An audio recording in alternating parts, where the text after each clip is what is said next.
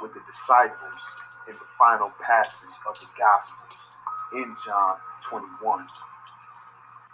Did you hear me? I said I uncovered a series of puzzles within the New Testament and War of the Hebrews that revealed not only was Titus Flavius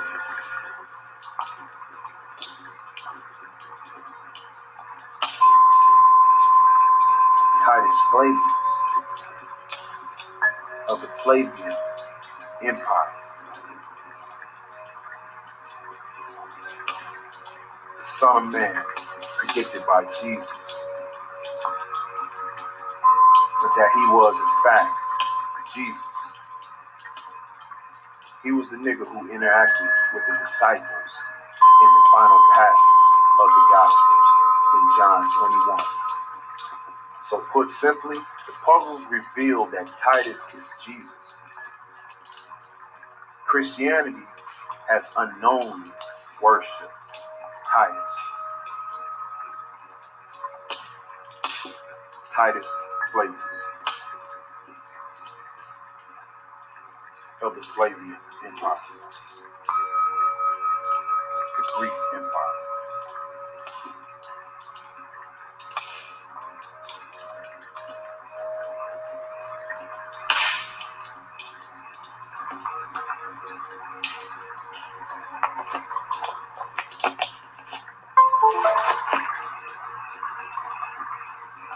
So these puzzles also reveal that the name of the Hebrew Savior, Titus, captured on the Mount of Olives and stole the title of Christ from was Eleazar, and that he was exaggerized as the Lazarus within the New Testament. The puzzles were also designed to change the storyline of the New Testament from the one that has been a comfort to mankind and perhaps the most vicious tale ever written, to begin to show how these puzzles accomplish all this. It is first necessary to explain how the New Testament interacts with the War of the Hebrews to disclose the name of the Hebrew Savior Titus, captured on the Mount of Olives and executed the Mount of Olives. Executed.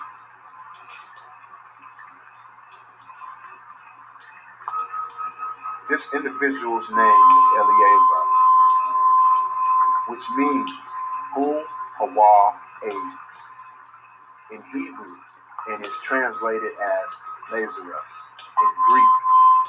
Lazarus in Greek. The fact that the New Testament records that Jesus raised Lazarus from the dead makes the notion that Lazarus might have been the name of the Christ that Titus executed especially hard to accept.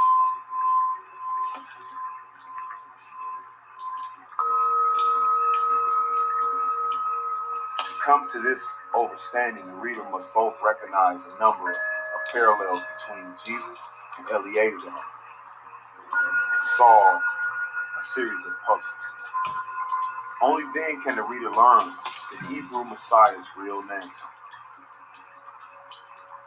I recognize that the parallels may seem disjointed and difficult to comprehend at first,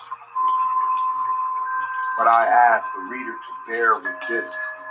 If the comic connections between the New Testament and the War of the Hebrews were meant to be seen easily, they would not have remained hidden for 2,000 years.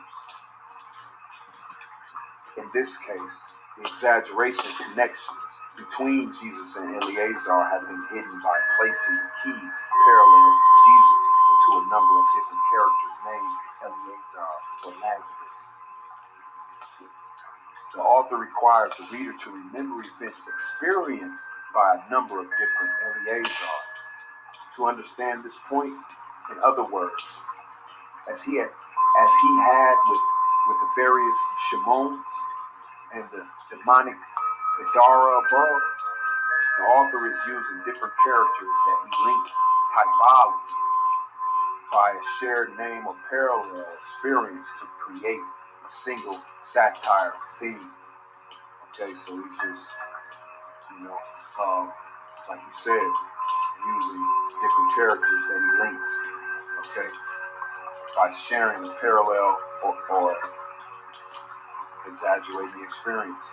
The apparent vagueness of the parallel between Jesus and Eleazar will ultimately lead to a connection that is of crystal clarity.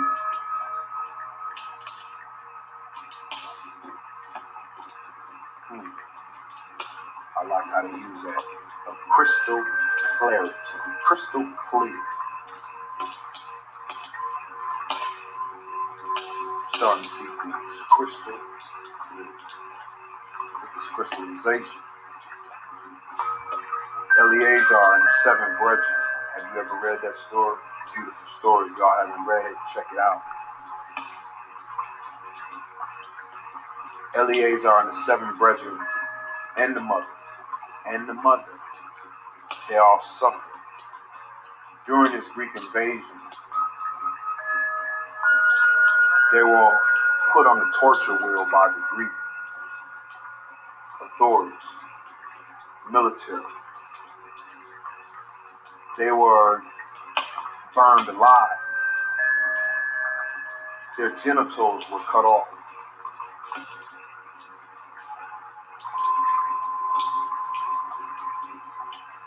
And they never, ever, ever gave up their vibration.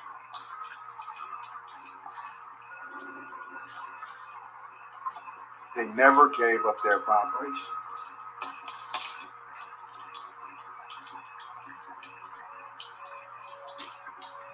And the Greek military will offer them, they told them they'll give them riches if they eat some pork. They told them, if we can get you to eat pork, we'll make you rich. We'll put you over the people. They said, nah, we ain't going. This is Eleazar. His 7 sons and his wife. And now one of them went to the death. And while they were burning them alive, they were smiling because it pleased them to restrain from them because they immediately got their reward from the Creator. They didn't feel anything.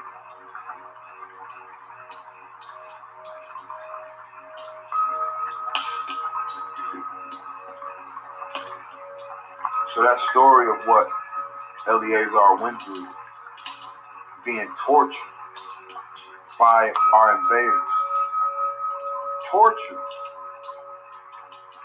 to commit a sin, to go against their Creator. They were the prime example. And they didn't go to the death till their soul left their bodies. They stood in atonement with HaKhan.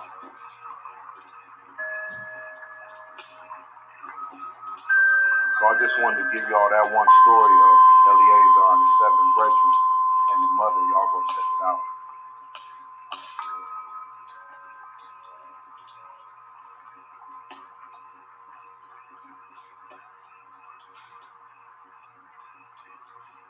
So, although I saw the parallels as unusual, their meaning, if any, was unclear until I uncovered 2 puzzles whose solutions disclosed the name of an unnamed character as Eleazar.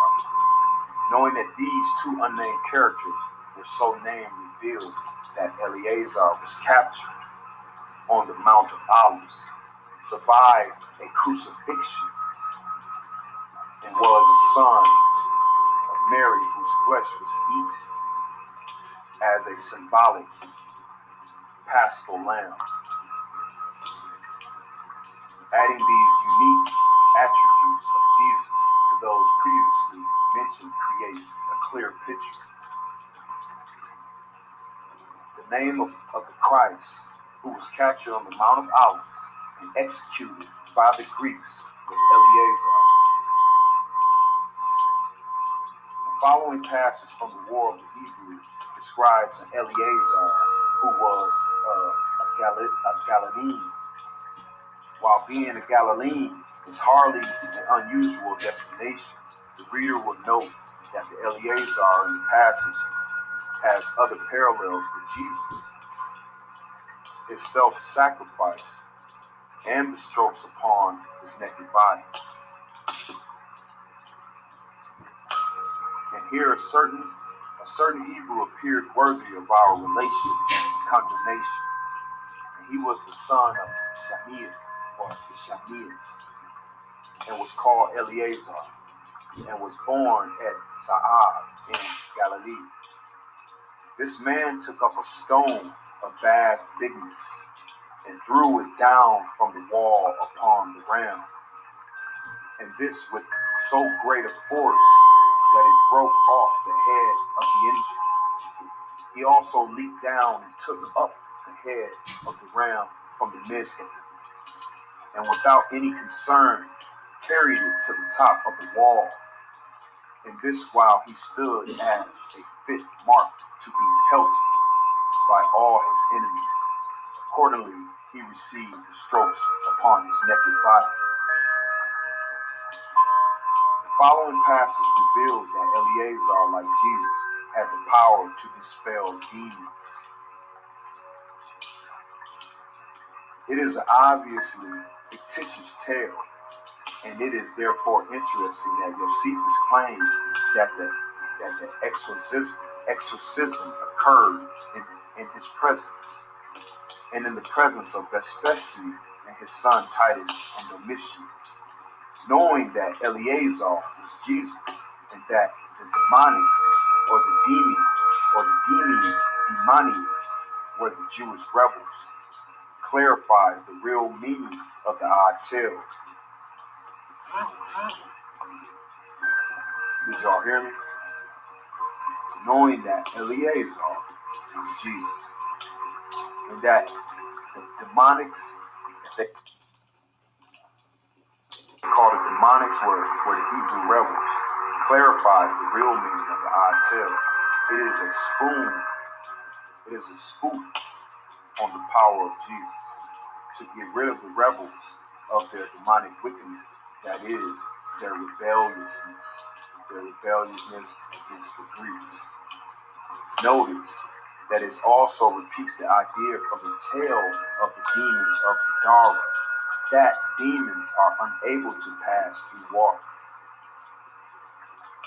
For I have seen a certain man of my own country, whose name was Eleazar, releasing people that were demons in the presence of Vespasian, and his sons, and his captains, and the whole multitude of his soldiers. The manner of cure was this: he put a ring that had a root of one of those sorts mentioned by Solomon to the nostrils of the demonic, after which he drew out the demon through his nostrils. And when Eleazar would persuade and demonstrate to the spectator that he had such a power, he set a little way off a cup or a basin full of water, and commanded the demon, as he went out of the man, to overturn it, and thereby to let the spectators know that he had left the man. The passage above is related to the following passage from the War of the Hebrews regarding another magical wood that could dispel demons. The story takes place in a land called Baros, where a sort of rule, also named Baros, grew. Baros appeared to be a play on the word for sun, bar, sun, reminiscent of the manner in which the Sakari, remember the Hebrew rebels, the Sakari was perhaps deliberately misspelled as Iskarit, Iscariot. The New Testament and Josephus. Okay, so the New Testament and Josephus often engage in humor regarding the identity of the Son.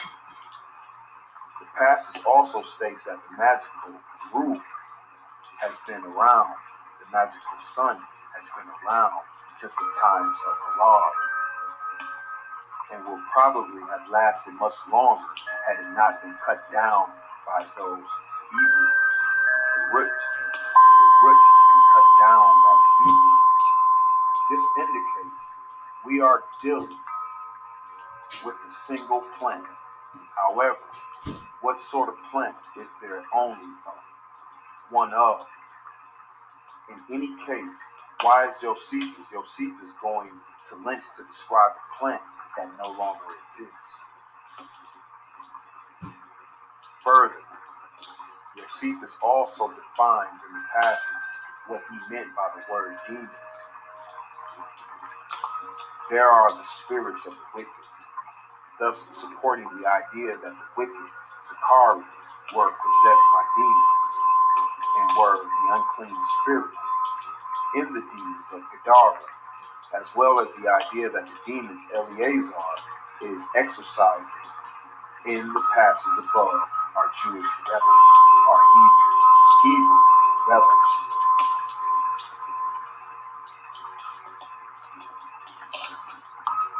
When the elements of the passage below regarding the magical root are viewed as a group, a picture emerges. The passage describes a single plant that was called sun, which he had been around since the time of Hiram, and had been a magical power to drive out demons. This sun would have lasted longer, except that those Hebrews cut it down. What other than a satire of Jesus or an exaggeration of Jesus could this passage be? As the passage contained clear parallels to the above. One, describing an Eleazar who also dispels demons using a magical root, a magical wit. It was written to connect Eleazar to the other son who exorcised demons, that is, Jesus.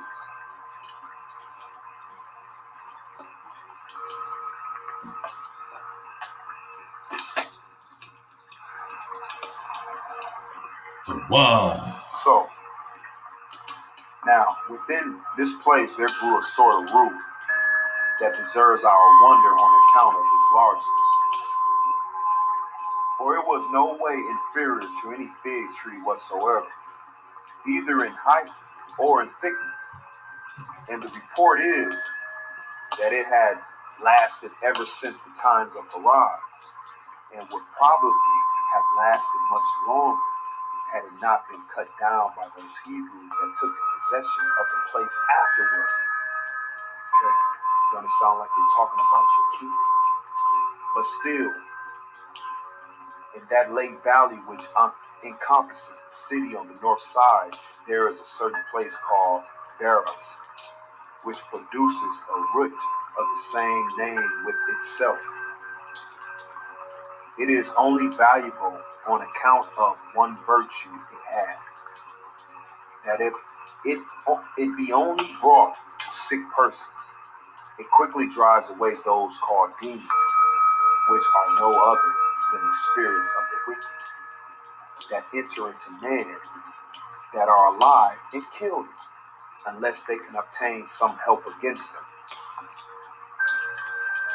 The passage above from the war Hebrews describing the magical root, Baros, is immediately followed by a passage regarding yet another, Eleazar, from an eminent family. This Eleazar is a transparent parallel to Jesus, as he survives both a scourging of his naked flesh and a crucifixion. Check this out. The Greeks, when they came upon the other Salus against their banks,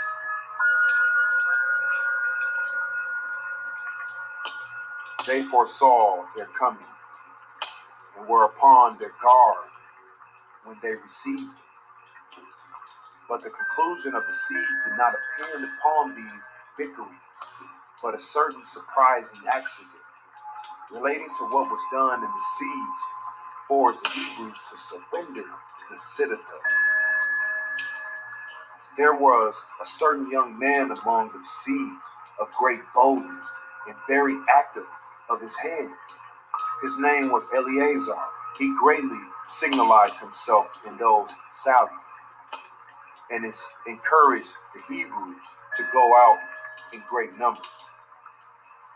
He encouraged them. He encouraged the Hebrews to go out in great numbers in order to hinder the raising of the banks, and did the Greeks a vast deal of mischief when they came to fighting. He so managed matters that those who rallied out made their attacks easy and returned back without danger, and this by still bringing up the rear himself. Now it happened that on a certain time, when the fight was over and both sides were parted and retired home, he, in a way of contempt of the enemy, and thinking that none of them would begin to fight again at that time, stayed without the gates and talked with those who were upon the wall, and his mind was wholly intent upon what they said.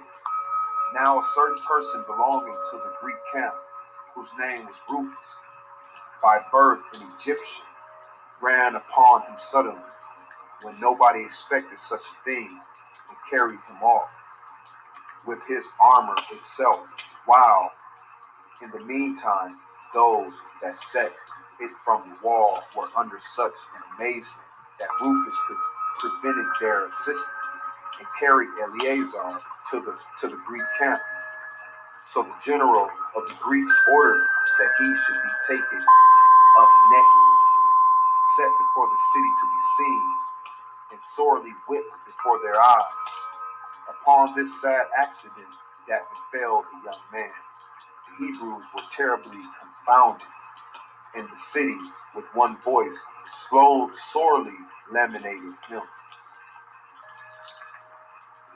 And the mourning proved greater than could well be supposed upon the calamity of a single person.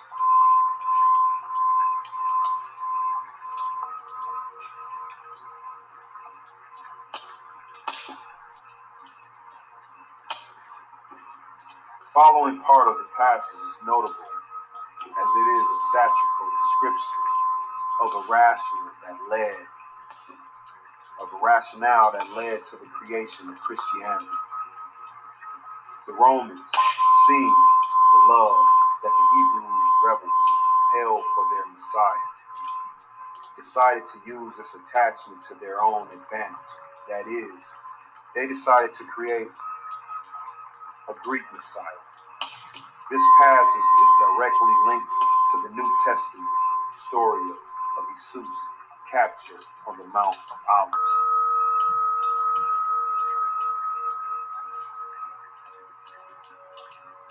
When Bassus perceived that, he began to think of using a stratagem against the enemy and was desirous to aggravate their grief in order to prevail with them to surrender the city of preservation of that man. Nor did he fail of his hope, for he commanded them to set up a cross. Did you hear me? Mm-hmm.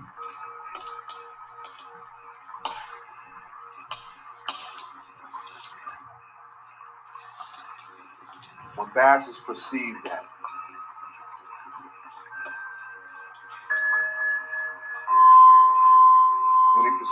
he began to think of using a strategy against the enemy and was desirous to aggravate their grief in order to prevail with them to surrender the city for the preservation of that man, nor did he fail of his hope, for he commanded them to set up a cross as if he were just going to hang Eleazar upon it immediately. The sight of this occasioned a sore grief among those that were in the citadel, and they groaned vehemently and cried out that they could not bear to see him thus destroyed. Whereupon Eleazar besought them not to disregard him. Now he was going to suffer a most miserable death, and exhorted them to save themselves by yielding to the Greek power and good fortune, since they now conquered all the other people. These men were greatly moved with what he said, there being also many within the city that interceded for him, because he was of an eminent and a very numerous family. So they now yielded to their passion of commiseration, contrary to their usual custom. Accordingly, it's contrary to their usual custom.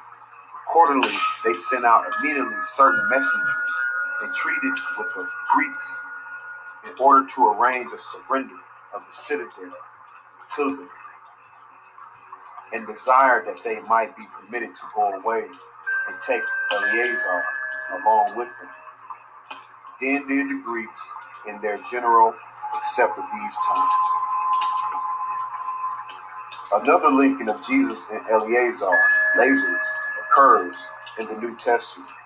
After describing Lazarus' resurrection, the Gospel of John states that the high priest plotted against him. This parallel is transparent as it occurs within the same passage where the high priest plots against Jesus. But the high priest plotted to put Lazarus to death also. So the war of the Hebrews in the New Testament describes characters named Eleazar, who have the Jesus-like attributes of having been born in Galilee, having the power to dispel demons, having been plotted against by the high priest, having been scourged, having survived a crucifixion, and having risen from the dead. These Eleazars are the only individual within these works with so many of Jesus' attributes. However, to learn that Eleazar was the real Savior, the authors of Josephus in the New Testament required the reader to first solve the following two puzzles. The first puzzle reveals that Eleazar was captured on the Mount of Olives. To solve the puzzle, one must first recognize that the following passage, in which Josephus gives his version of the capture on the Mount of Olives, is parallel to the passage above that describes an Eleazar who was scourged and escaped death from crucifixion. The following is the complete text of Josephus' Mount of Olives capture.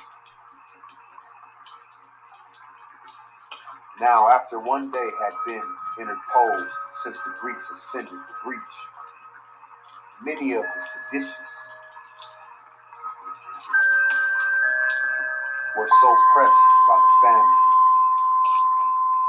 upon the present failure of their ravages that they got together and made an attack on the Greek guards that were upon the Mount of Olives.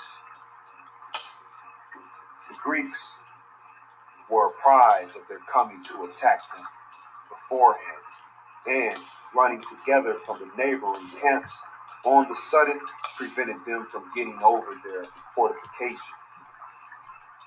And one whose name was Pedanius, belonging to a party of horsemen, when the Hebrews were already beaten and forced down into the valley together, spurred his horse on their flank with great vehemence, and caught up a certain young man belonging to the enemy by his ankle, As he was running away, the man was, however, of a robust body, and his armor. So low did Adenius bend himself downward from his horse, even as he was galloping away, and so great was his strength of his right hand and of the rest of his body, as also such skill he had in the horsemanship. So this man seized upon that his prey, as upon the precious treasure, and carried him as his captive to Caesar. Whereupon Titus admired the man that he had seized the other for his great strength, and ordered the man that was caught to be punished with death for his attempt against the Greeks' wall. This incident took place on the Mount of Olives. The location the New Testament gives for Jesus' capture, as I had seen that the New Testament and the world of Hebrews often share conceptually parallels events at the same location. I attempted to analyze the two passages to determine if they might also be related. I first noticed that there was a parallel between the two Mount of Olives captured in terms of the relative time when they occurred. The New Testament's capture takes place immediately before Jesus. The symbolic temple of the New Testament is destroyed. The Mount of Olives captured in the war of the Hebrews likewise take place immediately before the destruction of the temple. However, whereas the identity of the man who was captured on the Mount of Olives in the New Testament is well known, in Josephus' version, the captured individual is described only as a certain young man. I wondered if it might be possible, as one had with the demonics of Gadara, to learn the name of this certain young man. It was during the effort to determine this that the way in which the New Testament and the War of the Hebrews used parallelism to identify their unnamed characters finally became clear to me. This use of parallelism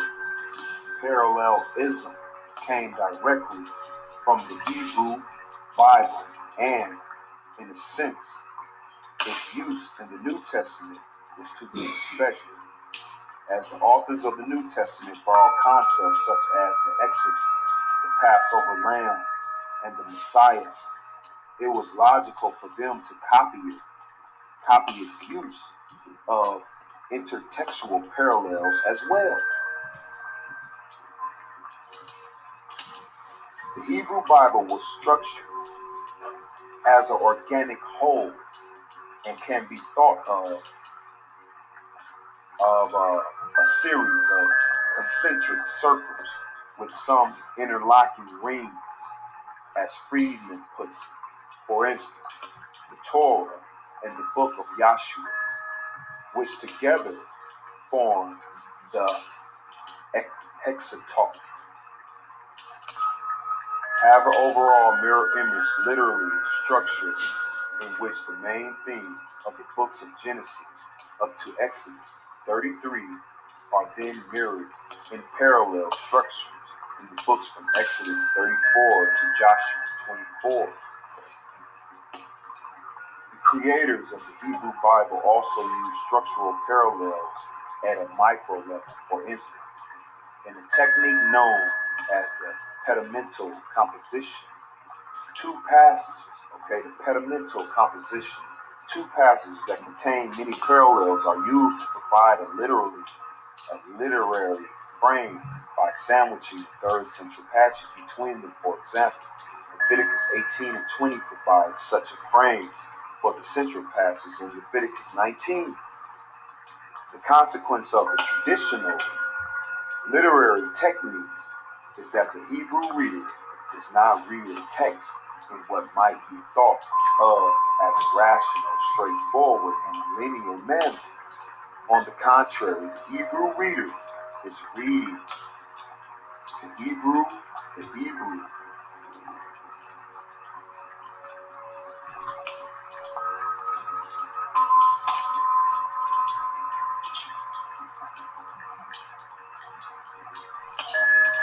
Hebrew, on the contrary, the Jewish reading is intertextual.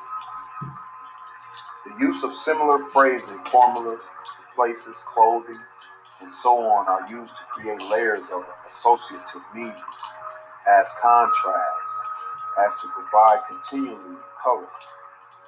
In some cases, the authors create what Robert Alter has called type scenes, as we went through before, typology. So, for an example, Abraham's servants meeting a young woman by a well is then later paralleled by Moses meeting a young woman by a well. And the reader is invited to contemplate the similarities, differences, and continuities.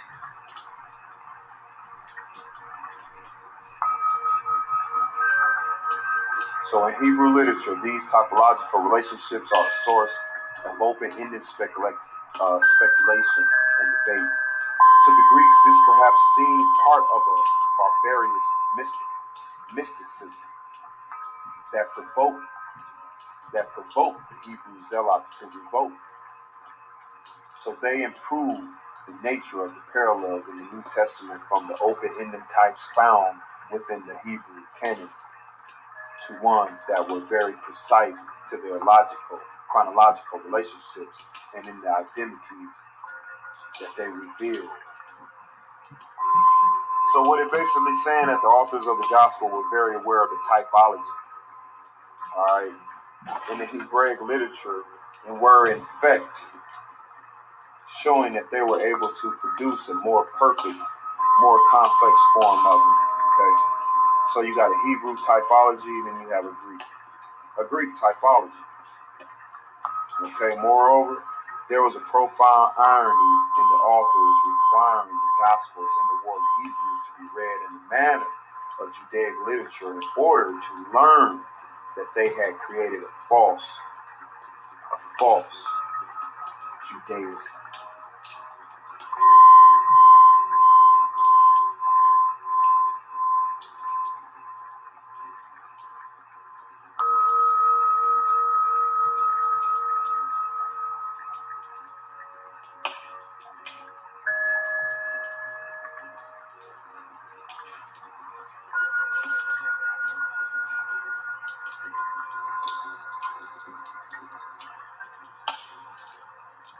Wow. So yeah, moreover, there was profound irony in the authors requiring the Gospels and the world of Hebrews to be read in the manner of Judaic literature in order to learn that they had created a false Judaism, the Greeks. So that's basically the 30 Greek cities that was built in Judea.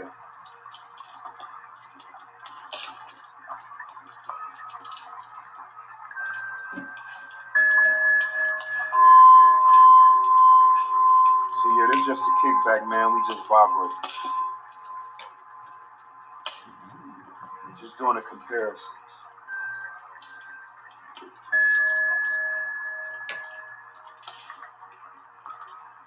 But we know there's satirical exaggeration of this Jesus in the New Testament.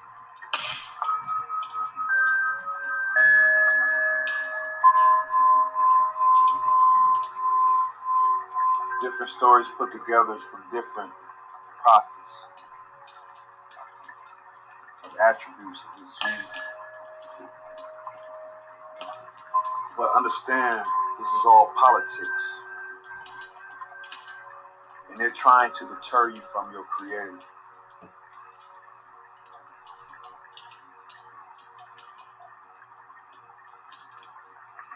And always remember that they're throwing rocks at y'all. They're throwing stones.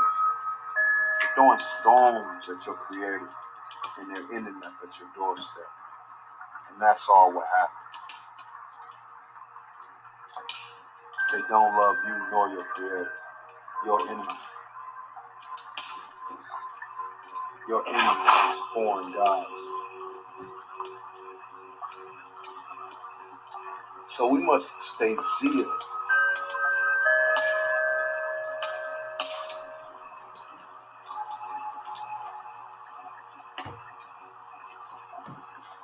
Stay zeal in our origin. And understand that everything is energy, frequency, vibration. Oh, wow.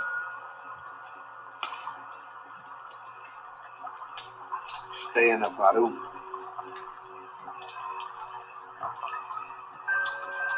Tawada ShaBaTa.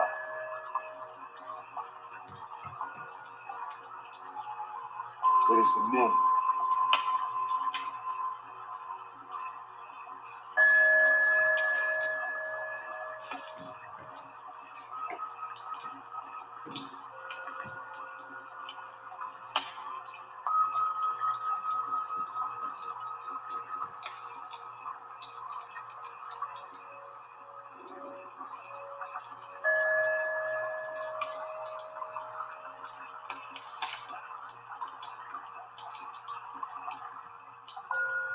All HaKhan goes out to the 432.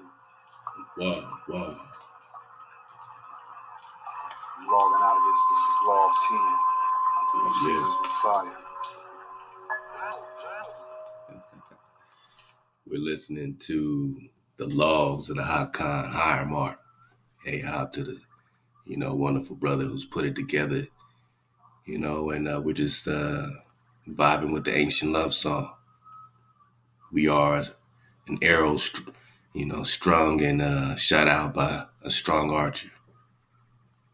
We're an arrow shot out by a strong archer who was a strong archer. And we will hit our target to stay hijack free for our tribe. To spread the vibe and to keep the water flowing and the fire burning. We are enjoying the logs of the HaKhan, Hiram, ShaBat ShaLaWam to the home team. ShaBaTa. Wow. This is log 4. This is Hiram. And this is Caesar's Messiah. And the political convention to create Jesus. Jesus.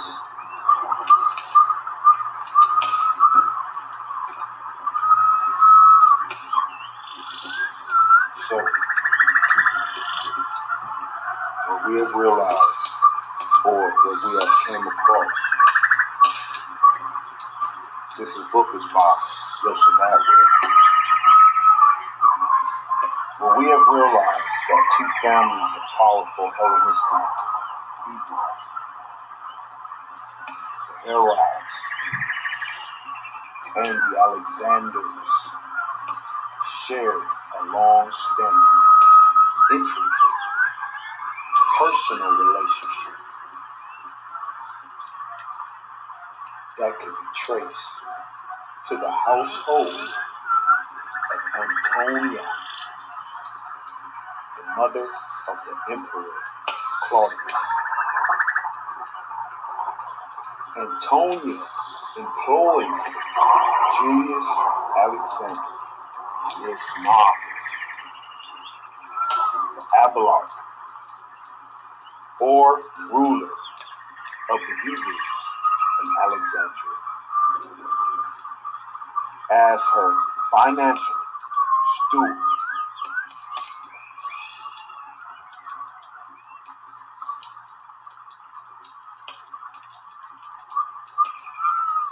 Josephus Flavius, Josephus Bar Mattathias,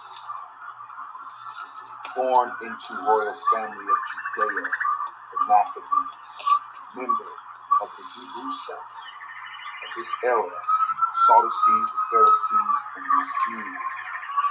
Okay? And those were, I guess, a representation of the Mishnah. Okay, the Mishnah is just the Torah. The Torah, but I think it would be oratate also, but also It's still a cult because Judaism is a cult. Okay?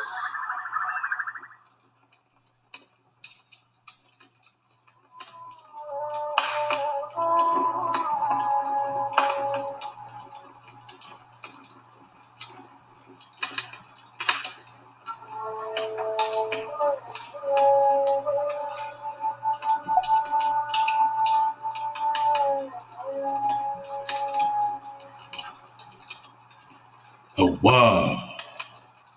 ShaBaTa. ShaBaTa.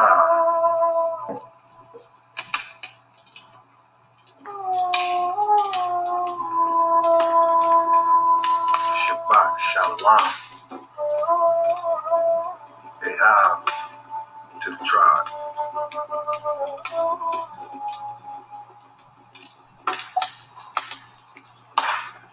This right here is for the memory. This is for the blood of the Hebrew people.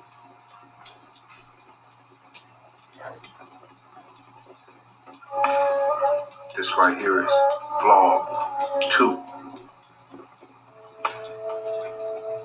or vlog 2 of Caesar's Messiah and the Roman conspiracy to invent Jesus or Jesus by Joseph Atwood.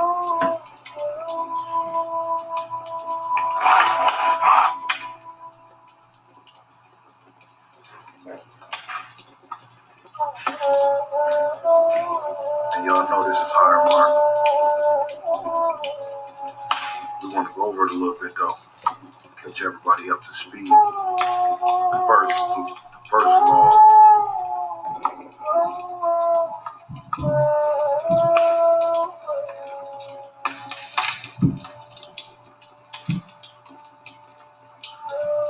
The first law was about the Roman Emperor Titus Flavius incorporate the political Christ to gain control of the rebellious Hebrews, or the rebellious, or the rebels is what they call them.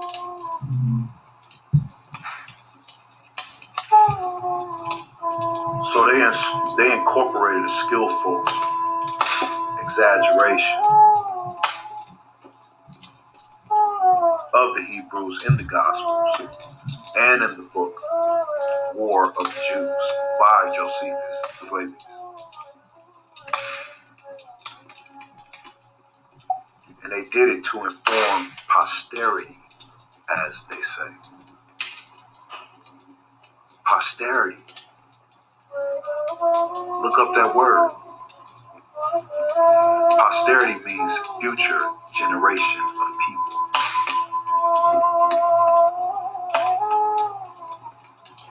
So Josephus Flavius incorporated a skillful exaggeration of Hebrews in the Gospels and in the book War of Jews to inform a future generation of people.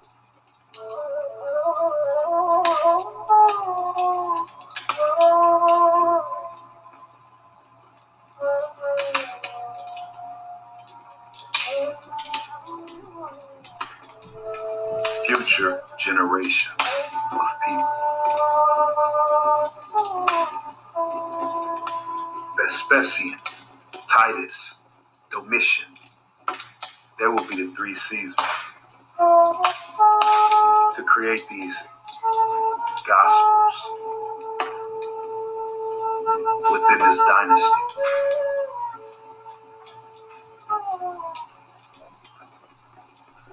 Then a religious sect of Hebrews called the Caesarea and the Maccabees regained Judea. Then Rome captured Masada, that's Judean land, the capital. And we see that the story of Joseph They made dualities of the story of Joseph, or parallels to Mordecai and Esther.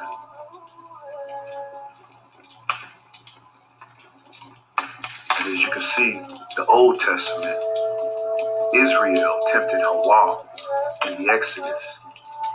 And in the New Testament, the devil tempted Jesus in Matthew. What's really going on? So you can see where these new authors compare us, Israel, to the devil. And Jesus to Hawa.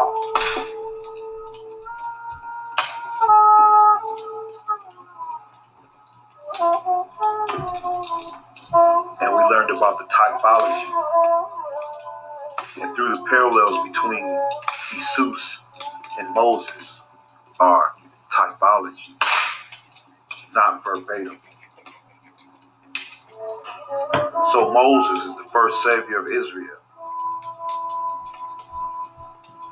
and is used as a type for Jesus.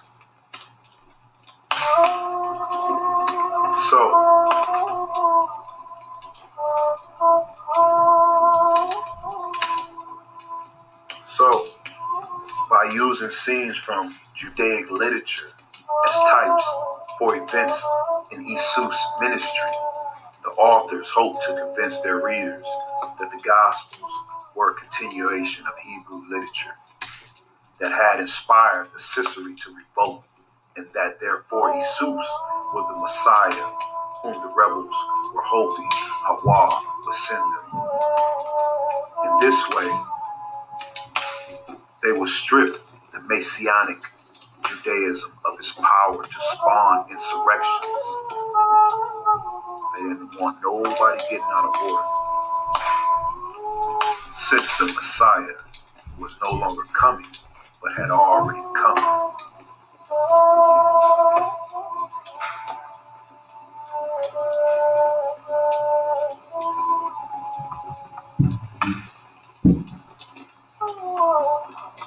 So we'll finish off with this political Jesus.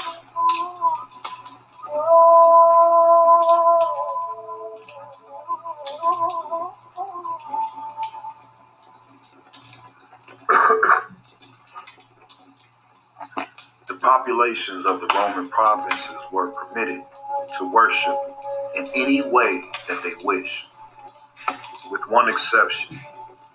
They had to allow Caesar to be worshipped in the temples. This was incompatible with monotheism, Judaism. At the end of 66 to 73 CE war, Flavius Josephus recorded that no matter how Titus tortured the Caesarea, they refused to call him Lord. It said, no matter how Titus tortured the Caesarea, they refused to call him Lord. To circumvent the Hebrews' religious stubbornness, the Flavians therefore created a religion that worshiped Caesar without its followers even knowing it.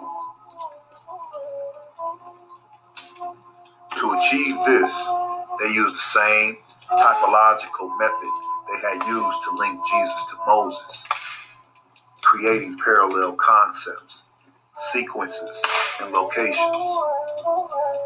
They created Jesus' entire ministry as a type of military campaign of Titus Flavius.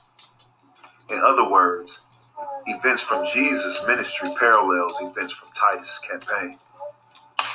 To prove that these two typological scenes were not accidental, the authors placed them in the same sequence and in the same locations in the Gospels as they had occurred in Titus' campaign.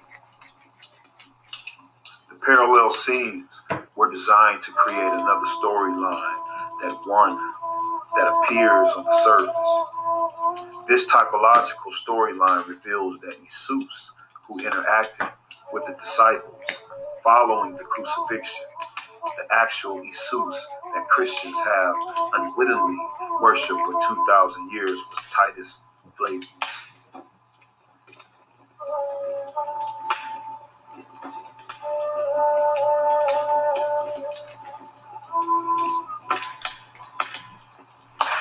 The discovery of the Flavian invention of Christianity creates a new understanding of the entire 1st century CE. Such a revelation is disorienting, and the reader will find the following points useful in the understanding of the new history that this work's presents. Christianity did not originate among the lower class in Judea. It was a creation of Roman imperial family, the Flavians.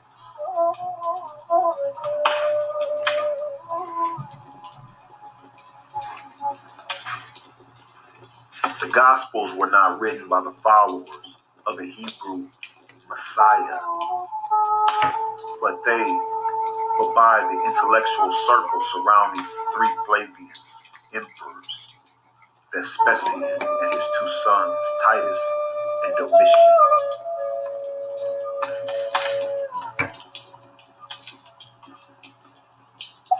The Gospels were written following the 66 and 73 CE war between the Romans and the Hebrews, and many of the events of Jesus' ministry are satirical exaggeration depictions of events from that war.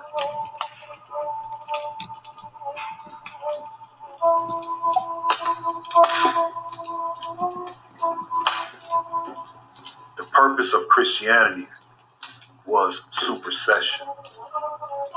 It was designed to replace the nationalistic and militaristic Messianic movement in Judea with a religion that was pacifistic and would accept Roman rule.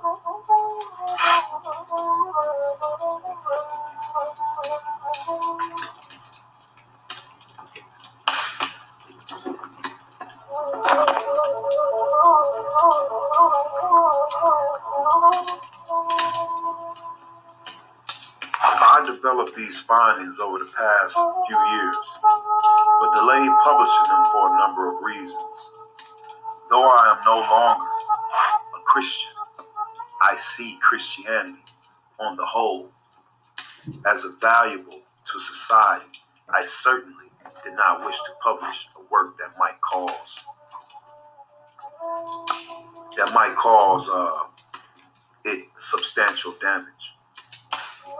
Further, I was aware that the nature of this discoveries might have some negative effect, even on some non-Christians.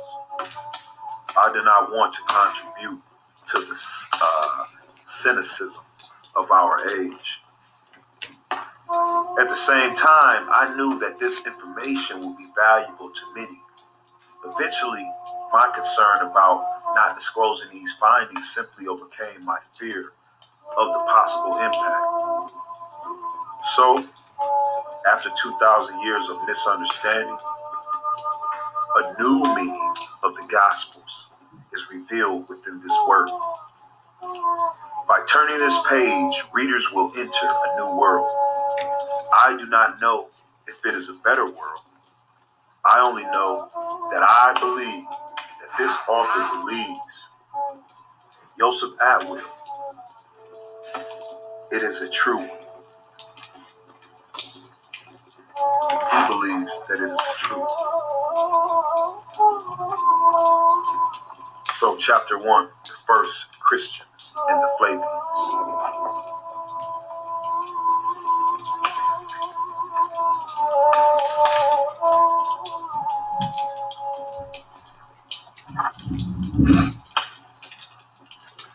This book provides a new approach to understanding what the Gospels are and who composed them. I shall show the intellectual workings for this Titus Flavius, second of three Flavian Caesars created Christianity. Their main purpose was to replace the xenophobic Hebrew Messianic that waged war against the Roman emperor with a version of Judaism that would be obedient to Rome.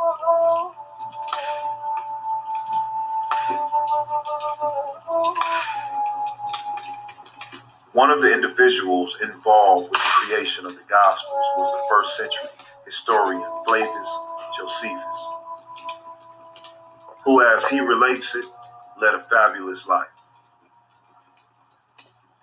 He was born in 37 CE in the royal family of Judea, the Maccabees. He was born in Israel. Like Jesus, Josephus was a child prodigy who astounded his elders with his knowledge of Judaic law. Josephus also claimed to have been a member of each of the Hebrew sects of his era: the Sadducees, the Pharisees, and the Essenes. When the Hebrew rebellion against Rome broke out in 66 CE, though he had no described military background and believed the cause hopeless, Josephus was given command of the revolutionary army of Galilee. Taken captive, he was brought before the Roman general Vespasian, to whom he presented himself as a prophet. At this point, Hawa rather conveniently spoke to Josephus and informed him that his favor had switched from the Hebrews to the Romans. So they say that Hawa rather conveniently spoke to Josephus and informed him that his favor has switched, that his covenant has switched. When you say favor, do you mean covenant? Has switched from the Hebrews to the Romans.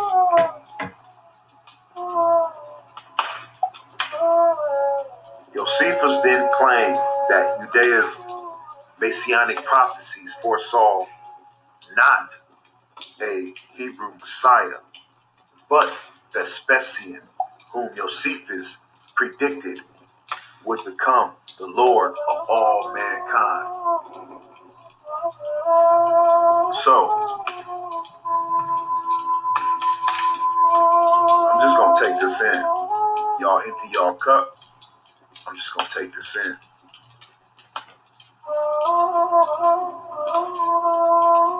But this author says that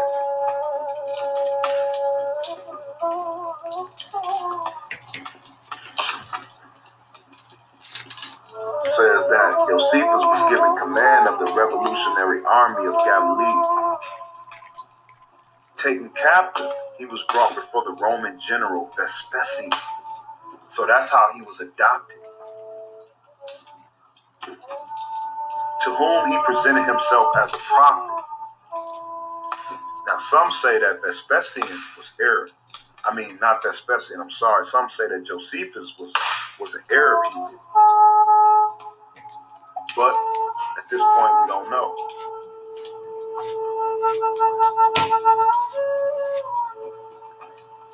He was brought before the Roman general Vespasian, to whom he was presented himself as a prophet.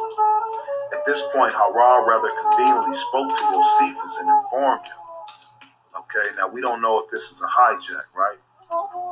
If Hawa spoke to him and informed him that his favor had switched from the Hebrews to the Romans, or this was the Romans making him switch at maybe gunpoint,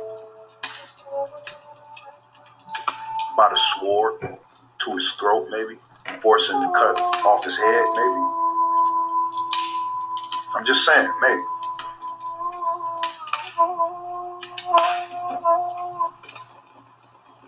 So Josephus then claimed that Judaism, Messianic prophecies foresaw not a Hebrew Messiah, when the Most High already said that any king for Israel would be from his brotherhood. So now Josephus foresaw not a Hebrew Messiah, But Vespasian, whom Josephus predicted would become the Lord of all mankind. Let go. So it's a hijack, then it turned into prophecy, right? After this came to pass, so to speak, and Vespasian was proclaimed emperor. He rewarded Josephus, right? Clairvoyance by adopting him. Thus, the Hebrew rebel Josephus Bar Matthias became Flavius. And Matthias is supposed to have been the last king before the Seleucids. Before the Seleucids, which is who was general over Alexander the Great army.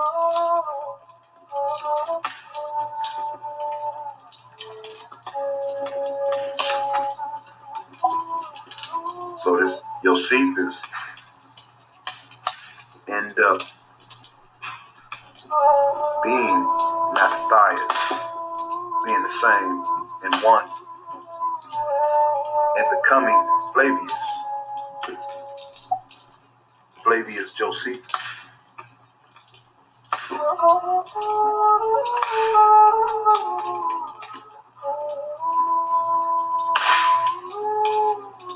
But was he? We know he was Shem, but was he Hashem? Was he the name? Was he Israel? Or was he the brother of Israel? Because we know there were Hebrews all over the world, in the Arab countries, and even in Europe.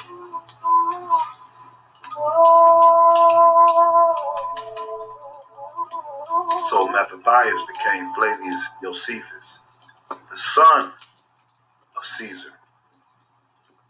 He became an ardent supporter of Rome's conquest of Judea. And when Vespasian returned to Rome to be crowned emperor, Josephus stayed behind to assist the new emperor's son Titus with the siege of Jerusalem. Once the city had been destroyed, Josephus took up residence with the Flavian court at Rome, where he enjoyed the patronage of Vespasian and the subsequent Flavian emperors. Titus Domitian. It was while he was living in Rome that Josephus wrote his two major works, War of the Jews, a description of the 66 to 73 CE war between the Romans and the Hebrews, and Jewish Antiquities, a history of Hebrew people.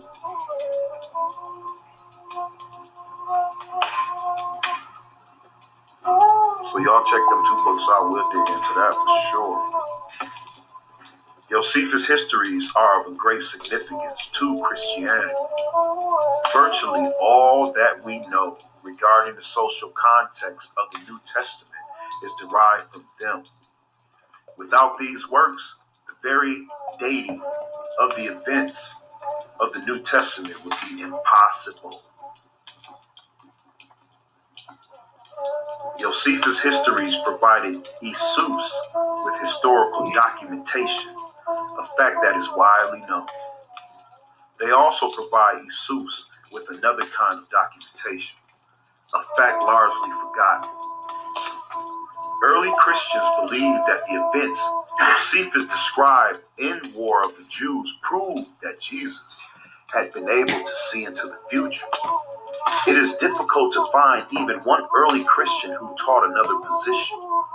Church scholars such as Tertullian, Justin Martyr, and Caprian were unanimous in proclaiming that Josephus' description of the conquest of Judea by Titus Flavius in War of the Jews proved that Hebrew prophecies had come to pass, as Eusebius wrote in 323 CE.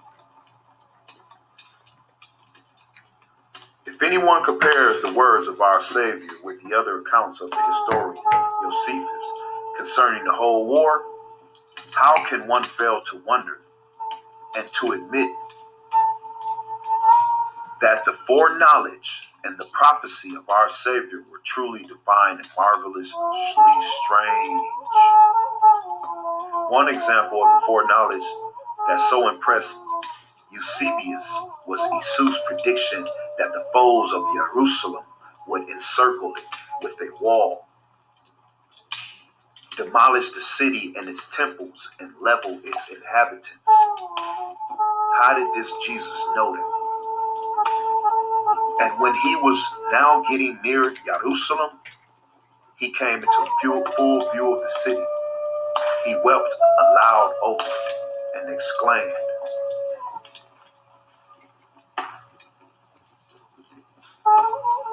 "For the time is coming upon thee when thy foes will throw up around thee earthworks and a wall, investing thee and hemming thee and on every side, and level you and your children within you, and they will not leave one stone upon another in you, because you did not know the time of your visitation." This is in Luke 19:37-43. How did Jesus know that? Josephus recorded in War of the Jews that all precise details Jesus foresaw for Jerusalem did indeed come to pass. Titus ordered his soldiers to build a wall around about the whole city. Titus, like Jesus, saw the encircling of the city as an event sanctioned by Allah, who inspired his soldiers with a divine fury. Josephus also recorded that Titus did not merely burn Jerusalem and defile its temples, but ordered that they should be left exactly as Jesus has foreseen, with not one stone upon another. Titus gave orders that they should now demolish the entire city and temple.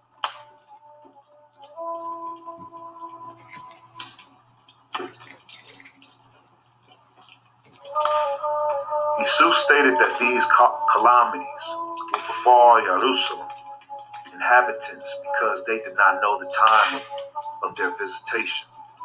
The coming visitation was to be made by someone he called the Son of Man, a title used by the prophet Daniel for a Hebrew Messiah. While it has been universally believed that Jesus was referring to himself when he used the expression the Son of Man, he usually spoke to this individual in the third person and not as himself. Jesus repeatedly warned the Hebrews that during the visitation of the Son of Man, various disasters like those he foresaw above would occur. He said, "Be on the alert, therefore, for you do not know the day on which your God is coming. Therefore you also must be ready, for it is at a time when you do not expect him that the Son of Man will come." Matthew 24:42-44. "Watch therefore, for you know neither the day nor the hour in which the Son of Man is coming." Matthew 25:13.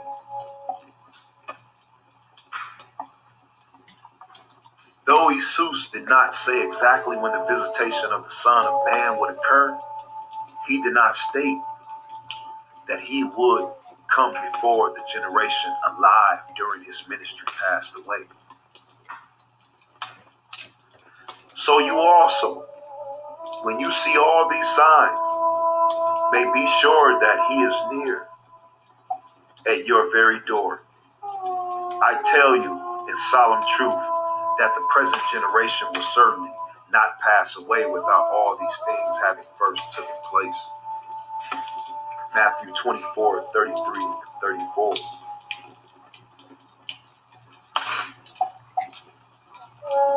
Hebrews of this era saw a generation as lasting 40 years.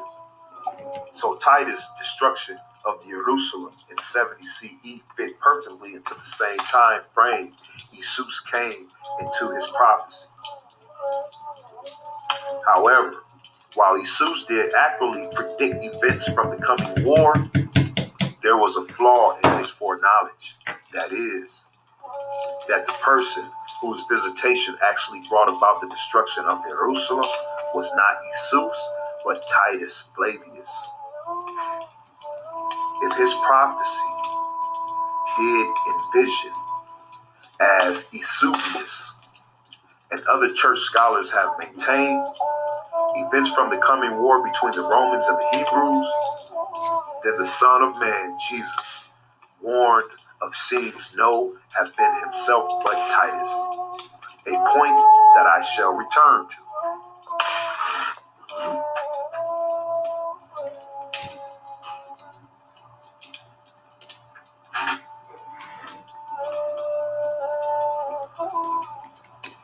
There was little written between the 5th and the 15th centuries, commenting on the numerous parallels between the events Josephus recorded in the War of the Jews and Jesus' predictions. This is not surprising, as the church is known to have actively discouraged scriptural analysts during this time. What evidence was left, however, suggests that during the entire Middle Ages, Christians viewed Josephus' depiction of the war between Romans and Hebrews as proof of Christ's divinity. Icons carving on caskets and religious paintings from this era all portrayed the 70 CE destruction of Jerusalem as the fulfillment of Jesus' doomsday prophecy.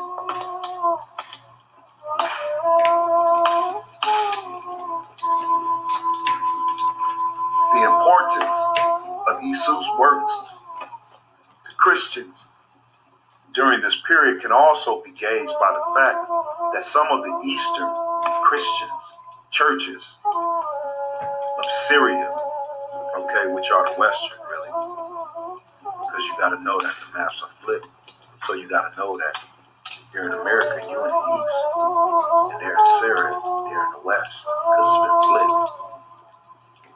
So the importance of Josephus' works to Christians during this period can also be gauged by the fact that some of the Western Christian churches of Syria and Armenia actually included his books as part of their handwritten Bible. In Europe as well, following the invention of the printing press, Latin's editions of the Bibles included antiquities and wars of the Hebrews. This is real shit, man. Let go. Oh, wow. So this Christianity prophecy was the destruction of the Hebrews. Bang. Right? And this Josephus, who's now Flavius, right, says that prophecy came to him by Hawa, saying that, now the covenant has changed. The covenant has changed from the Hebrews to Rome. Excellent new tune. What's really going on? Let go.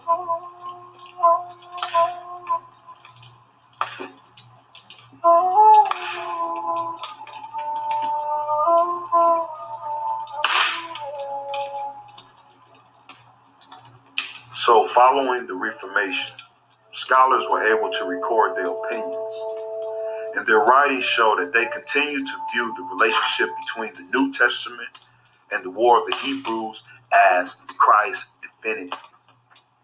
On the significance of 70 CE, for example, Dr. Thomas Newton wrote in his 1754 work, Dissertations on the Prophecies. As a general in the wars, Josephus must have had an exact knowledge of all transactions. His history was approved by Vespasian and Titus, who ordered it to be published. He designed nothing less, and yet These niggas is thieves, man. And yet, as if he had designed nothing more, in history of the Hebrew wars, they serve as a larger comment on our Savior's prophecy of the destruction of Jerusalem.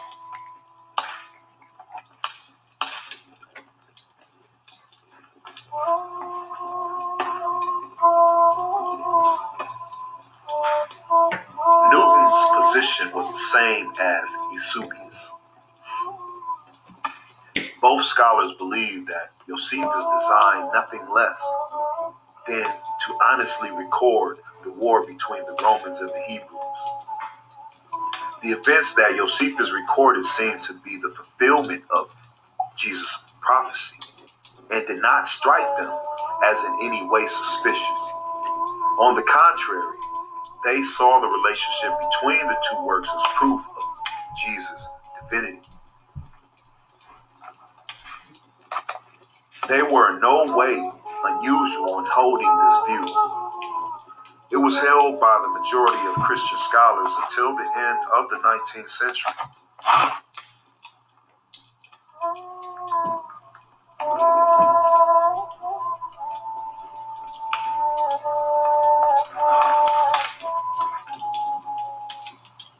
The belief that Josephus' depiction of the destruction of Jerusalem proved that Jesus had seen into the future, was largely forgotten during the 20th century. Only one denomination of Christians, the preterists, still sees the parallels between war of the Hebrews and the entire Testament as a proof of this Jesus divinity. Currently, most Christians either believe that the apocalypse Jesus envisioned has not yet occurred, or they ignore these prophecies altogether. As Christianity's third millennium begins, few of its members are even aware of the parallels that were once of such importance to the religion. They're talking about the Rome and the Hebrew wars.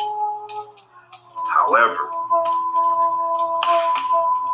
I believe that Eusebius was correct in stating that when one compares the war of the Hebrews to the New Testament, one must admit to the relationship that, if not divine, is at least strange. The parallels between Jesus' prophecies and Titus' campaign do indeed seem to have been the result of chance. If one accepts the traditional understanding that the New Testament and the War of the Hebrews were written at different times by different authors, then the only explanation for the parallels would seem to be the one given by Eusebius, that they were caused by something truly divine. Of course, before accepting any phenomenon as miraculous, one should first determine if one's non-supernatural explanation for it exists. The purpose of this work is to present such an explanation. All scholars have faced the same difficulty in trying to understand first century Judea. A lack of source material before the Dead Sea Scrolls were discovered. The important literature describing the events of the first century Judea were the New Testament and the works of Josephus. For 2 millennia, only these 2 works illuminated an era so seminal to this Western civilization.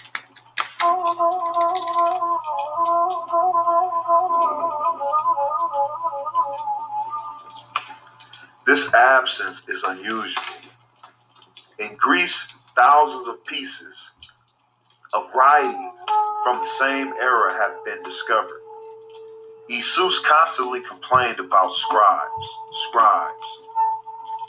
who one must assume were writing something. Jesus began to explain to his disciples that he must go to Jerusalem and suffer much cruelty from the elders and high priests and scribes. Matthew 16:21-30.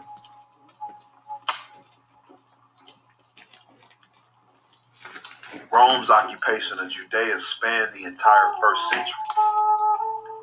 Josephus records that during this period, a movement of Hebrew zealots called the Sicily continually staged insurrections against the empire and its surrogate. Remember, Rome was a surrogate.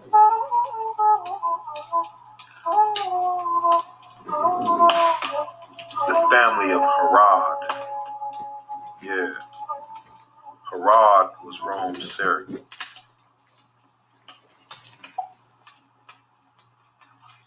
The Sicily, like the Christians, were messianic and looked forward to the arrival of the Son of God, who would lead them against Rome. Josephus dates the origin of this messianic movement to the census of Quirinius, curiously also given the Gospels as the date of the birth of Christ. This movement existed for over 100 years, but until the Dead Sea Scrolls were discovered, no document that could possibly have been part of its literature had ever been found. The literature of the Sicily movement is most likely missing because the Romans destroyed it. A number of Dead Sea Scrolls found hidden in caves describe an uncomprising sect that awaited a Messiah who would be a military leader. Messianic literature of this sort was surely a catalyst for the Sicily's rebellion and would have been targeted for destruction by the Romans, who are known to have destroyed Judaic literature. The Talmud, for example, records the Roman practice of wrapping Hebrews in their religious scrolls and lighting them afire. Damn. Did you hear me? The Talmud, for example, records the Roman practice of wrapping Negroes in religious scrolls and lighting them afire. Josephus notes that following their war with the Hebrews, the Romans took the Torah scrolls and other religious literature and locked them up inside the Flavian palace in Rome.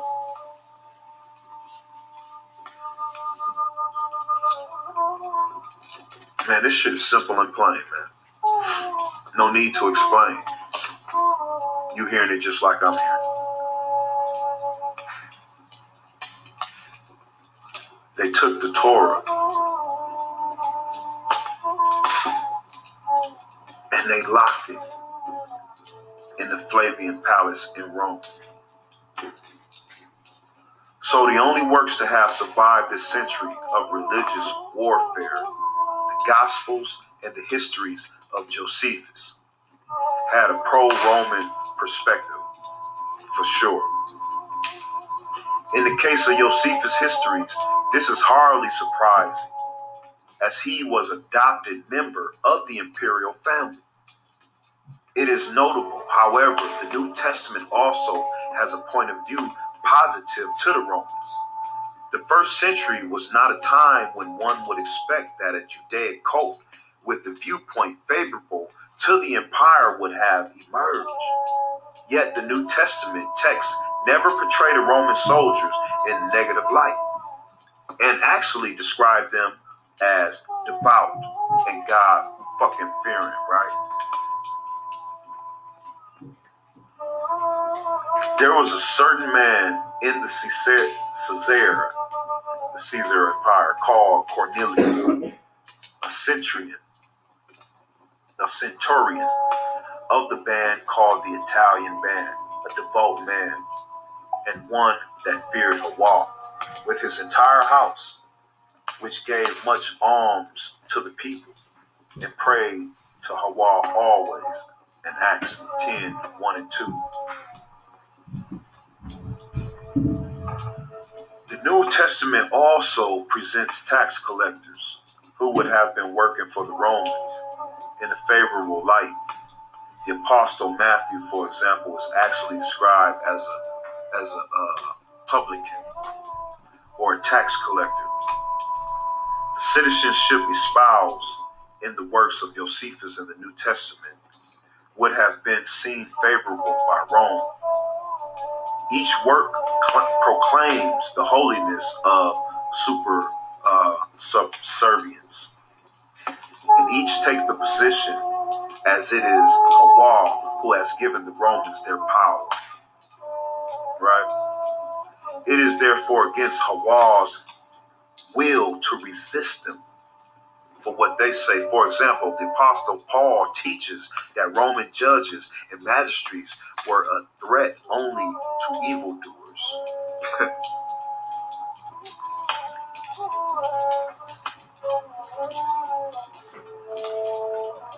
And I guess I assume that evildoers were just Hebrews, right?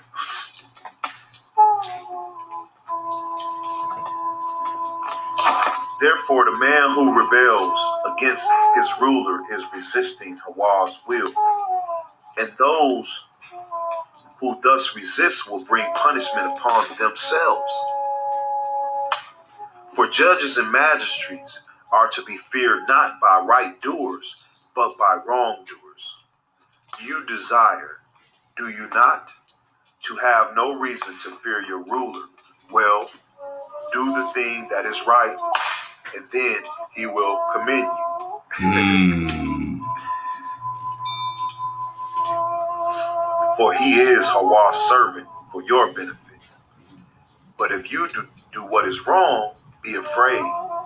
He does not wear the sword to no purpose. He is Hawa's servant and administrator to inflict punishment upon evildoers. We must obey, therefore, not only in order to escape punishment, but also for conscience sake. Ain't that a bitch? For conscience sake. Let go. Why? This is really the reason you pay taxes. For tax gatherers are ministers of Hawa. That's what they say, devoting their energies to this very work in Romans 13, 2 and 6. Yeah, and y'all still fucking with the New Testament. It's that bullshit. You must obey, therefore, not only in order to escape punishment, but also for conscience sake. Why? This is really the reason you pay taxes. For tax gatherers are ministers to Hawa, devoting their energies to this very work. This is in Romans chapter 13, chapter 13, verse 2 and 6. You believe this shit.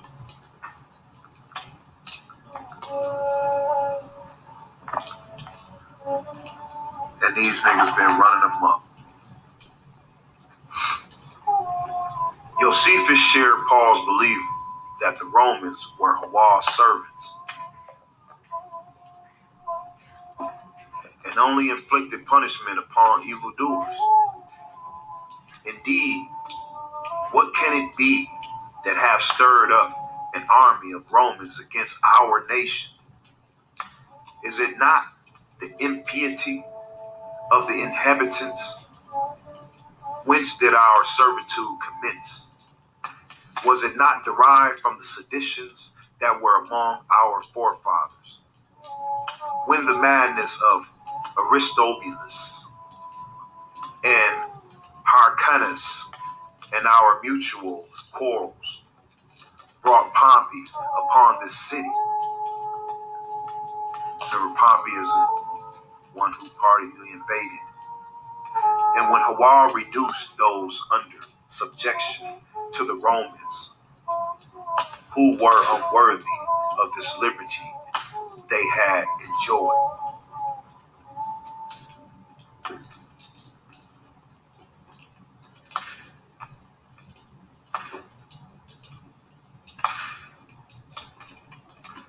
And when Hawa reduced those under subjection to the Romans, who were unworthy of liberty they had enjoyed. This is according to the Romans. This is according to Pompey. Thus, the only works that describe first century Judea share a positive viewpoint toward Rome. Why is it that only they had survived? I believe that the New Testament and the works of Josephus survived because they were both created and promulgated by Rome.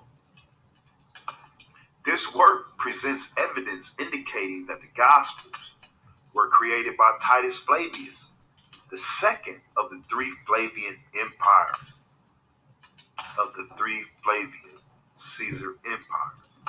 Titus created the religion for two reasons. The most obvious being to act as a theological barrier against the spread of a militant Messianic Judaism of Judea to other provinces from the lower level Jews, the lower level Hebrews. Josephus mentioned this threat in the War of the Hebrews. This is what he said. The Hebrews hoped that all their nation, which were beyond Euphrates, right? That's the Americas. Euphrates rivers. That's the Americas. Would have raised an insurrection with them. Titus had another, more personal reason for creating the Gospels. This being that the Jewish zealots, the Hebrew zealots, refused to worship him as God, as HaKhan. Though he was able to crush their rebellion, Titus could not force the zealots, even through torture or death, to call him HaKhan, Lord.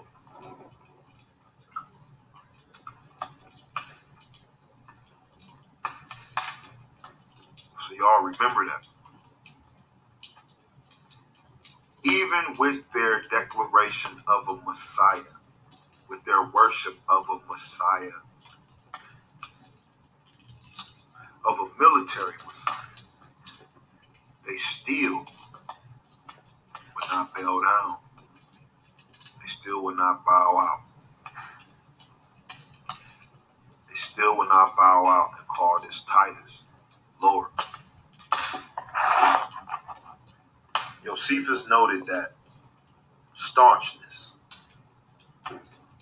with which the zealots adhered to their monotheistic faith, stating that the Caesari do not value dying in any kind of death, nor indeed do they heed the dying of their relations, nor can any fear make them call any man Lord. Did you hear me? Did you hear me? This is Josephus' notes. The one who implemented this political Christianity. Okay, this political, he implemented Christianity, but implementing this political Messiah. He stated that these zealots, the Caesari, adhered to their monotheistic faith. Okay, their one God faith, stating that the Caesari do not value dying and in any kind of death, nor indeed do they heed the dying of their relations, nor can any fear make them call any man HaKhan, any man Lord. As I noted in the introduction, to circumvent the Hebrews' stubbornness, Titus designed a hidden message within the Gospels.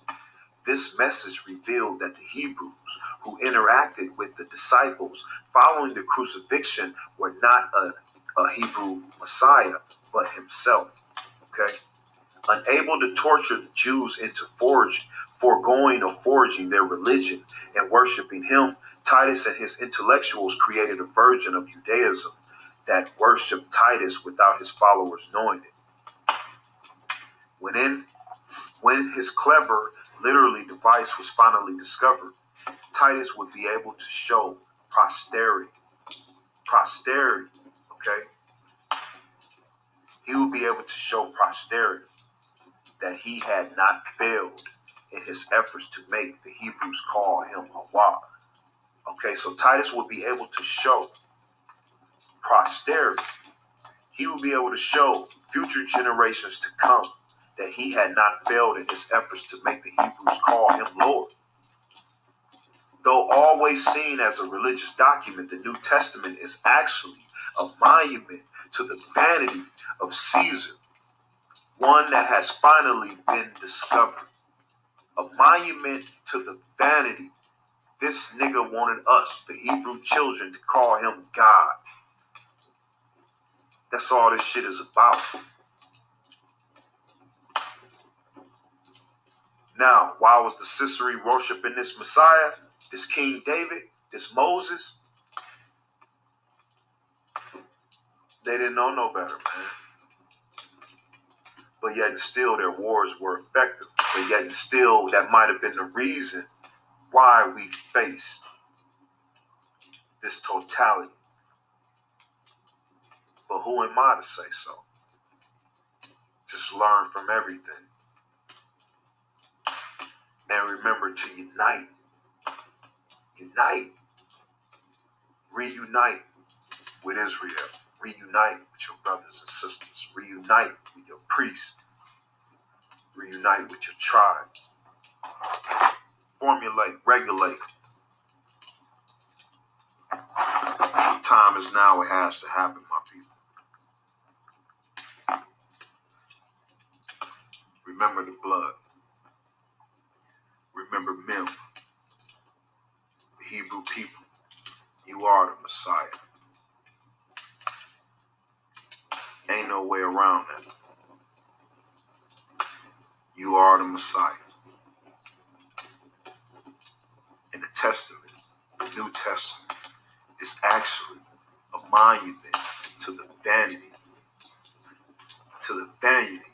vanity of this Titus, Flavius, of this Vespasian, Flavius.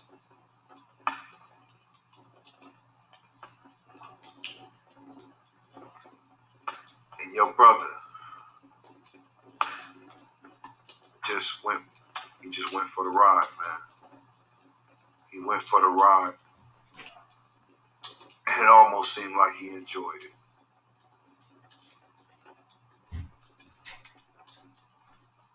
Josephus. It almost seemed like he enjoyed it. But who am I? We must learn from everything. So Titus backdated Jesus' ministry to 30 CE, thereby enabling him to foresee events in the future. In other words, Jesus was able to accurately prophesy events from the coming war with the Romans because they had already occurred. As part of this scheme, this schism, this scheme, the fictitious histories of Josephus were created so as to document that Jesus had lived and that his prophecies had come to pass. While the above claims will and should trigger skepticism, one needs to remember that as Christianity describes its origins, it was not only supernatural but also historical, illogical.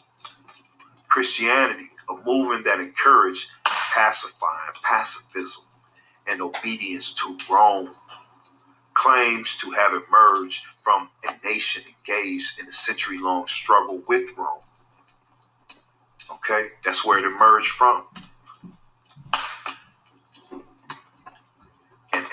An analogy to Christianity's purported origins might be a cult established by Polish Jews during World War II that set up its headquarters in Berlin and encouraged its members to pay taxes to the Third Reich. Did you hear me? An analogy to Christianity's purported origins might be a cult established by Polish Jews during World War II that set up its headquarters in Berlin and encouraged its members to pay taxes. Third, rich. When one looks at the form of early Christianity, one sees not Judea, but Rome. The church's structures of authority, its sacraments, its college of bishops, the title of head of the religion, the supreme pontiff, were all based on Roman, not Judaic tradition. Did you hear me? The church's structure of authority, its sacraments, its college of bishops, the title of head of its religion, the supreme pontiff were all based on Roman, not Judaic traditions. Somehow, Judea left little trace of the form of a religion that purported originated inside of it. Judea left little trace on the form of a religion that purportedly originated inside of it.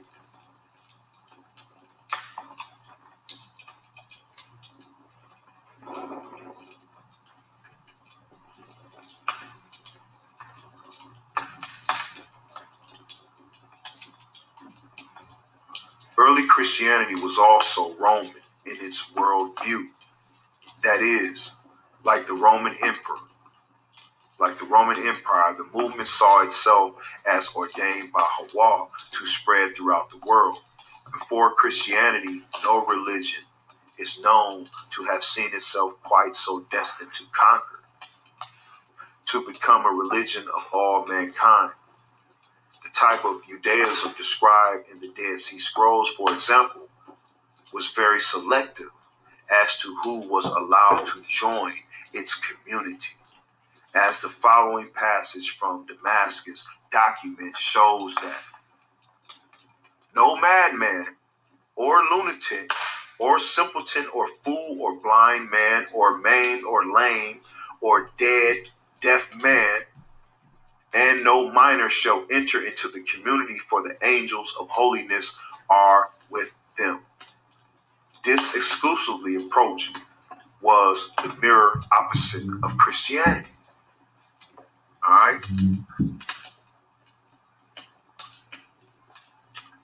So, y'all think about that.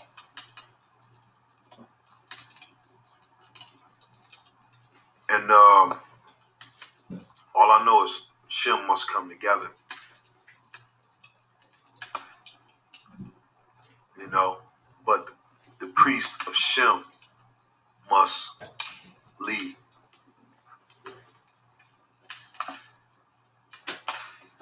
And the people can't go against the priest. Israel can't go against the priest. Allow the priest to lead.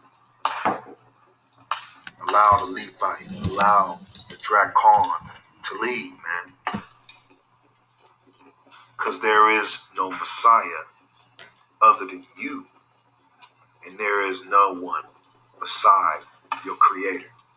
Hawa, ShaLaWam people, steadfast. Overstand the hijack though. And understand everything.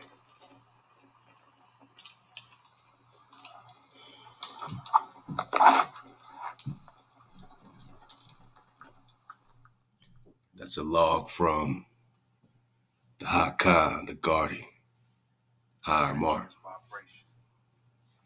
Ahab to the real. 4, 3, 2, 9 above the firmament. Let go. Don't forget, we chasing hounds from the barrier, man. Bang, bang, bang. All right? Wow. And that 9 above the firmament is law. And the law is Hawa. And y'all don't forget that. Much Ahab, ShaLaWam. ShaBat, ShaLaWam. Oh, yeah. And this is exclusive. Come on. Exclusively for 432thedrop.com. This is exclusive for 432thedrop.com.